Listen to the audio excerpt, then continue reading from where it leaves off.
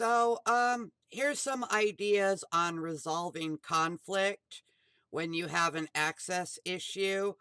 Um, this first story is about going into a coffee shop with a service dog. Let's go take a look. The helpful service dog and the unhelpful barista. Under the Americans for Disabilities Act, a barista can ask if a dog is a service animal, but should not insist on documentation. Dear Mediator, my golden retriever is a trained seizure dog who helps me manage my epilepsy. The two of us have always felt welcome at my neighborhood coffee house.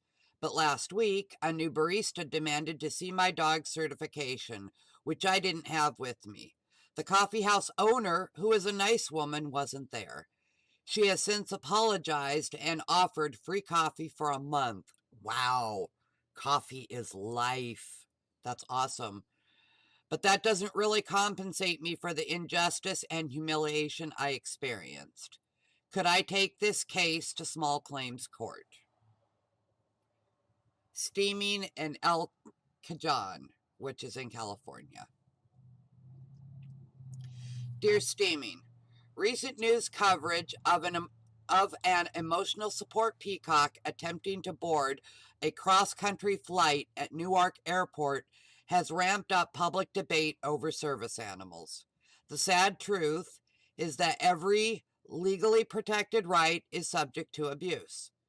People who game the social network of assistance for the disabled are compromising lawful protections for people who truly need that assistance.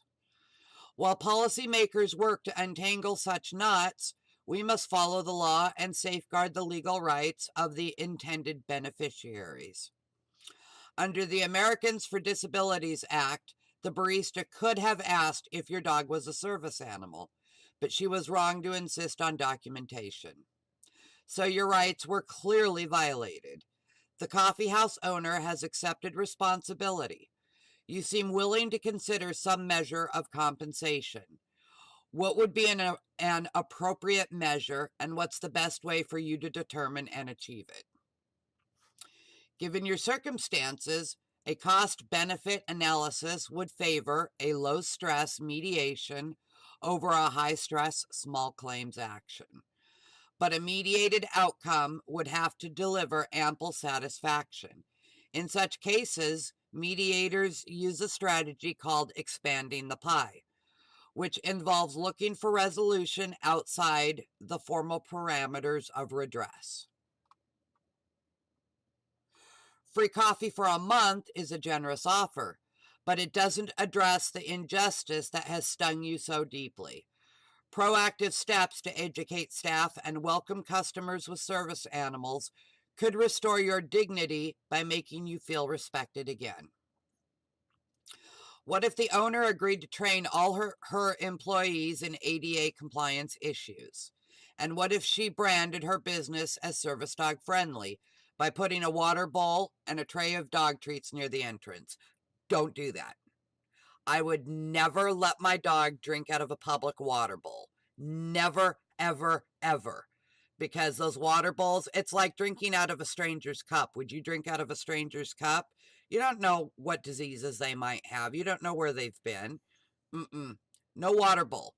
Treats that a person can pick up by hand, that's a different matter. But no public water bowls, please.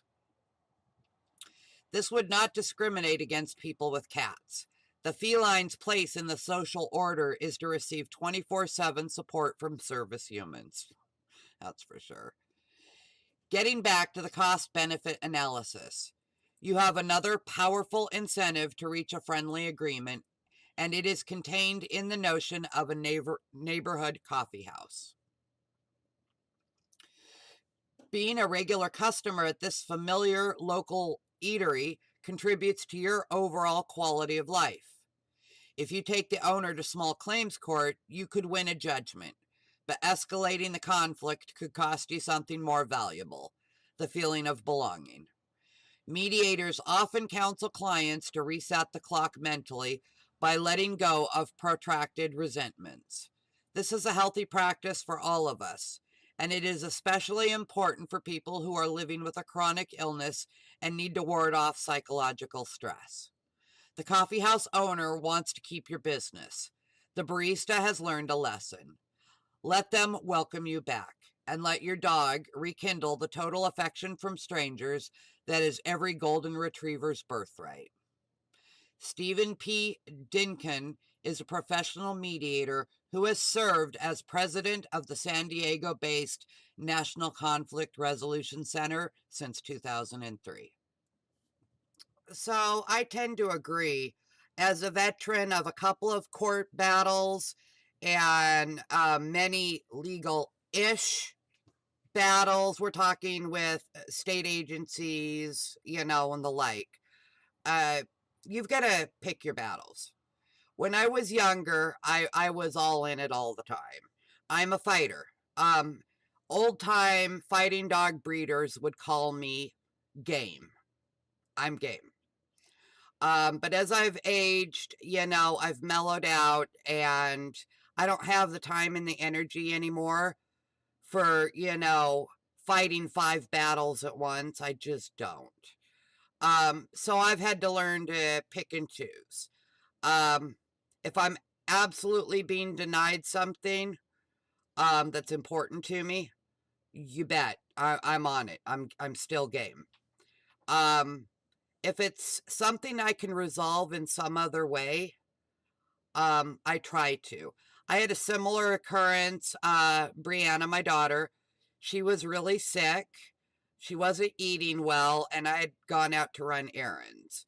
And I saw this donut shop nearby where I was running errands. And I thought, well, I'll get her some donuts. It'll perk her appetite.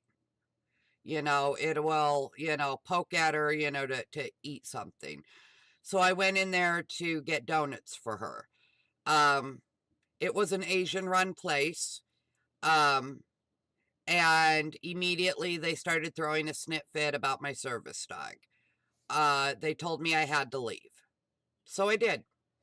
I left. I went across the road and down a little to the sheriff's office, and I made complaint. Well, the sheriff, the sheriff deputy that I spoke to said, I'll meet you over there. So we drove over there, and he left me outside while he went and talked to the clerk lady, made her understand what the laws were.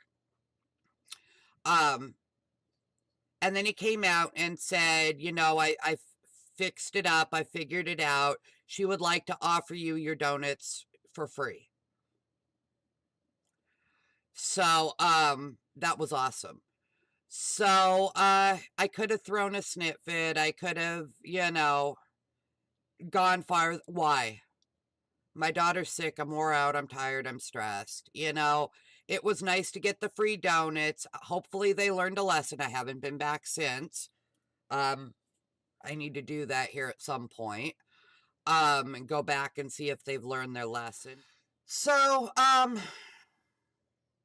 yeah, pick your battles. Sometimes educating, just if they will listen to you, educate them. You knew something they didn't know. That could be enough. Write corporate. Go above their heads. Keep chewing your way up until you'll get somebody to listen to you. You need to look into the paperwork game. We talk about the paperwork game. My daughter made a video. It's here somewhere. Candid conversations about service dogs. We talk about the paperwork game. Rather than letting it stress you out, have fun with it. Yes, it's a little bit at their expense, but they have that coming. They have that coming a little bit for what they're doing. So, critically think, how much energy and stress are you willing to waste on this endeavor? And then decide whether you want to go farther or you just want to keep it kind of what I call local. Anyway, till next video, bye.